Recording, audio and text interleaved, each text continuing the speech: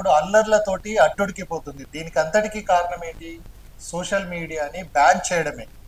Social media platforms అయిన X, Facebook, YouTube లాంటి మాధ్యమాలు ఏవైతే ఉండడం జరిగిందో వీటన్నిటిని కూడా అక్కడి ప్రభుత్వం బ్యాన్ చేయడం జరిగింది. వీటి ద్వారా సంక్షిప్తమైన సమాచారం కాకుండా వేరే ఇన్ఫర్మేషన్ అనేది కూడా రావడం జరుగుతుంది. దీనివల్ల ఇబ్బందులు తలెత్తుతున్నాయి అన్న ఉద్దేశం కొద్దీ వీటిని బ్యాన్ చేయడం జరిగింది. దీనిపైన కూడా పెద్ద ఎత్తున యువత అంతా కూడా ఆందోళనకు దిగడం జరిగింది. నేపాల్ జనరేషన్ జెన్ జెడ్ పేరుతోటి ఆందోళన ఉధృతం కావడం జరిగింది. ఒకవైపు పార్లమెంట్ వైపు కూడా దూసుకురావడం జరిగింది. మొత్తంగా అంటే ఒక సోషల్ మీడియా ప్లాట్ఫామ్స్, ఎందుకంటే సోషల్ మీడియాని బ్యాన్ చేస్తేనే ఇదంతా వచ్చిందా అంటే కాదు. ఒక పక్క సోషల్ మీడియాని బ్యాన్ చేయడం ద్వారా యువతలో పేరుకుపోయిన అసంతృప్తి అంతా కూడా బయటకు రావడం జరిగింది. దేశంలో నెలకొన్న ఆర్థిక పరిస్థితి కావచ్చు, అన్ఎంప్లాయ్మెంట్ కావచ్చు, రాజకీయ నాయకుల కరప్షన్ ఏదైతే ఉందో ఇదంతా కూడా యువతలో పెళ్ళుబీకిన కోపం అంతా కూడా ఒక్కసారిగా ఈ సోషల్ మీడియా ప్లాట్ఫామ్స్ని బ్యాన్ చేయడం ద్వారా అదంతా కూడా బయటకు రావడం జరిగింది. ఏదైతే రాజకీయ నాయకుల పిల్లలు అనుభవిస్తున్న లావిష్ లైఫ్ కావచ్చు, వారి వారి సంపాదన పెరుగుతూ ఉంది, వాళ్ళ లైఫ్ చాలా బాగుంది, కానీ కింది స్థాయిలో మాత్రం ఎవరికి కూడా ఉద్యోగం లేకపోవడం, ఆర్థిక మాంద్యం కావచ్చు, జాబులు లేకపోవడం ఇదంతా కూడా ఇబ్బంది తలెత్తుతున్న నేపథ్యంలో కూడా నేపాల్ యువత ఇదన్నిటికీ సంబంధించి కూడా వారంతా కూడా అల్లర్లకు దిగడం జరిగింది.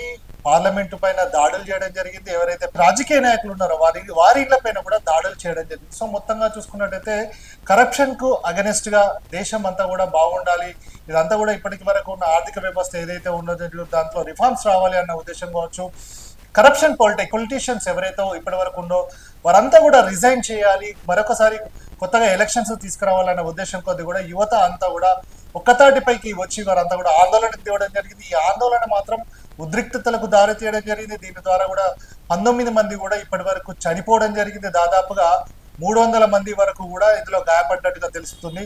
సో మొత్తంగా అంటే దేశ ఆర్థిక పరిస్థితి కూడా అల్లకల్లోలం కావడం జరిగింది. ఒక్క సోషల్ మీడియా అంటే ప్రభావం ఎంతవరకు ఉందని కూడా చెప్పుకోవచ్చు. ఒక వాట్సాప్ కావచ్చు, ఎక్స్ మాధ్యమం కావచ్చు, ఫేస్బుక్ లో కావచ్చు, ఒక్క పోస్ట్ పెడితే అది ఎంత తీవ్రంగా వెళ్తుంది, ఏ విధంగా వెళ్తుంది అనేది కూడా కారణం ఉంటుంది. అదంటే అంటే ప్రతి ఒక్కరి మీద దాని ప్రభావం అనేది చూపుతుంది. కాబట్టి ఇదంతా ప్రభావం చూపుతుంది అన్న ఉద్దేశం కొద్దే అక్కడి ప్రభుత్వం వీటన్నిటి కూడా బ్యాన్ చేయడం జరిగింది. సో దీంతో పాటుగా అక్కడ ఉన్న యువత ఒక పక్క సోషల్ మీడియా ప్లాట్ఫామ్స్ ను సరైన సమాచారం ఇవ్వకుండా దేశంలో అల్లకల్లోలని వీటి ద్వారానే సృష్టిస్తుంది అన్న ఉద్దేశం కొద్ది వాటిని బ్యాన్ చేయడం కావచ్చు. అలాగే దేశంలో ఉన్న పరిస్థితుల పట్ల ఒక ఎంత ఆందోళనకు గురైన యువత కూడా, సో మొత్తం రెండూ కలిసి ఇదంతా కూడా ఆందోళన చేయడం జరిగింది.